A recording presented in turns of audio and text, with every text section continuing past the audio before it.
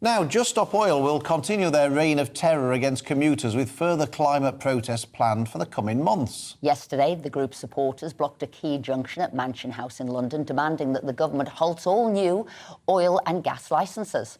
As we're bringing this to you, they've probably struck again. So do we need to enforce tougher measures on these activists? Joining us now is Lora Johnson, a spokesperson for Just Stop Oil. Thanks for joining us. So do you think some of these antics are ruining your cause now? Thanks for having me on. No, not at all. I mean, and also lots of people are saying they agree with our message, but not our method. So I think now is the time to stop talking about tactics, stop talking about superglue and soup, and start talking about the message. The government want to open 100 new oil licensing, and that is a death sentence. But if your case is so strong, I mean, we live in a democracy, we don't live in a dictatorship. If your message is so strong, we have elections, you can stand for election, you can support candidates who argue for the things that you do. Why don't you try and win your argument through the ballot box rather than these sort of rather self-indulgent tactics of ruining everybody's lives and stopping ambulances going down roads? Well, that's a great idea. I think people have been trying that for 70 years. The science has been clear for 70 years, and successive governments have ignored that. Now is the time for actions, not words. And if broadcasters and journalists like yourself were telling the true message, we wouldn't need these methods. Well, I mean, you're just saying that we've been trying that for 70 years. It just means that you can't get elected. So that just means that your view isn't particularly popular. And that's, in a democracy, surely what counts is the majority opinion, not sort of a bunch of a minority of extremists trying to get their own way because they can't get it through the ballot box. That's not surely how things work in a democracy. No, I apologise. I was using the more general approach that people tell us, that we should write petitions and do those sort of methods.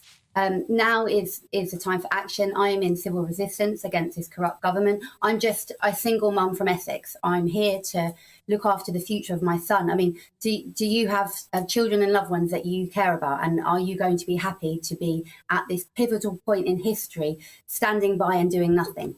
How will history look back on the actions of yourselves? Well, I'm happy with my actions, but what I'm going to ask you about is, where does your funding come from? Where do you get your donations from to enable you to do these childish antics, I'd say? Well, you can look online and find where we get our funding from. Funding isn't the issue. I mean, we have a government that is funded by think tanks, and we don't even know where that money's coming from. Where is the money coming from on all these think tanks that are controlling policies, or have been controlling policies for the last 30 years of our government? Laura, the point is, let's start talking about Laura, shall I tell you where your funding's coming from? Because you don't seem to know there. Because I was surprised. I was surprised that it's actually your biggest donor is the granddaughter of John Paul Getty, who made all of his money through oil. That's what he made his money from, one of the richest men in the world. So I just wonder now, not just childish actions, but the gross hypocrisy of your movement as you sort of aim to deface paintings, throw tomatoes at it because you think they're put there because the museums are getting money from the oil companies. But you yourselves are being funded through an oil family. Well, I think it's very nice that and I did know, I just forgot her name, who is funding us, that she's using that money for a good cause. And now, more than ever, we know the effects of fossil fuels and what they're doing. We had 60 people lost their homes through wildfires. We've lost a third of our wheat harvest. We're going to lose 50% of our potato harvest.